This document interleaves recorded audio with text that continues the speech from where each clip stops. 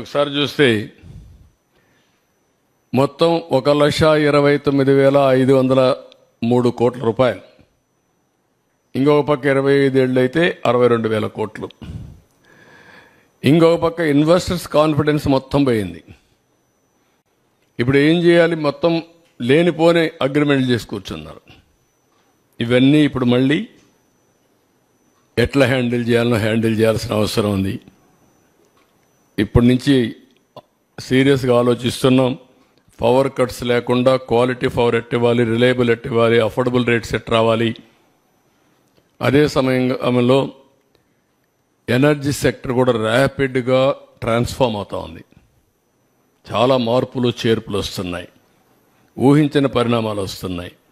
ఇవన్నీ కూడా అధ్యయనం చేసుకుని ఏదైతే ఒకప్పుడు 1.0 నేనే పవర్ సెక్టర్ రిఫార్మ్ తీసుకొచ్చాం, సెకండ్ పవర్ సెక్టర్ రిఫార్మ్స్ 2.0 తీసుకొచ్చాం, ఇప్పుడు 3.0 పవర్ సెక్టర్ రిఫార్మ్స్ ఎట్లా ట్రాన్స్ఫార్మ్ చేయాలనో, ఈ సెక్టర్ని ఎట్లా రివైవ్ చేయాలి, రీస్ట్రక్చర్ చేయాలి, రీబిల్డ్ చేయాలి, ఈ మూడు కూడా చేయాల్సిన అవసరం ఉంది. దానికోసం ఆలోచిస్తున్నాం. ఇది బిగ్గెస్ట్ ఎక్సర్సైజ్. నేను అందుకే చాలాసార్లు మీకు చెప్పాను, నా లైఫ్లో ఇలాంటి వ్యవస్థలు విధ్వంసమైన సందర్భం ఎప్పుడూ చూడలేదు. 4వసారి నేను ముఖ్యమంత్రి. 4వసారి ముఖ్యమంత్రి అయిన తర్వాత ఈ సెక్టరే ఒక ఎగ్జాంపుల్. 2014లో 22.5 మిలియన్ యూనిట్లు కరెంటు కొరత ఉంది.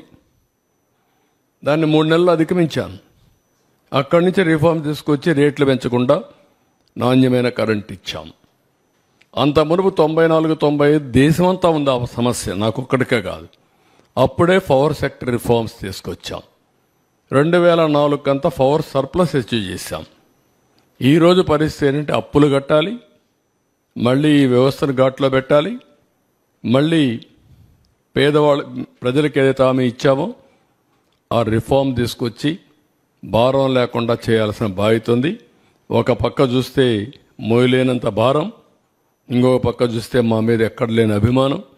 ఈ రెండు ఏ విధంగా ఆలోచించాలనో, ఆలోచించడమే కాకుండా ఏ విధంగా రివ్యూ చేయాలనో ప్రజలందరి సజెషన్స్ తీసుకుంటాం, ఆలోచనలు తీసుకుంటాం. ఎంత తొందరగా వీలైతే అంత తొందరగా ఈ వ్యవస్థను ఘాట్లో పెట్టడానికి ఎన్ని ప్రయత్నాలుంటే అన్ని ప్రయత్నాలు చేస్తాం. Very tight rope. ఒక పక్క ఇన్వెస్టర్స్ అన్నీ నేను క్యాన్సిల్ చేస్తే వాళ్ళు కోర్టు పోయి మళ్ళా తీసుకొస్తే ఇప్పుడు నేను కరెంటు వాడకుండా మళ్ళా వాళ్లకు నేను ఫిక్స్డ్ ఛార్జెస్ పే చేయాల్సి వస్తుంది. అవి ఏమున్నాయి, అగ్రిమెంట్ సెట్ చేశారు. ఇవన్నీ కూడా ఎగ్జామిన్ చేసి ఇంకా డెప్త్కు పోవాల్సిన అవసరం ఉంది.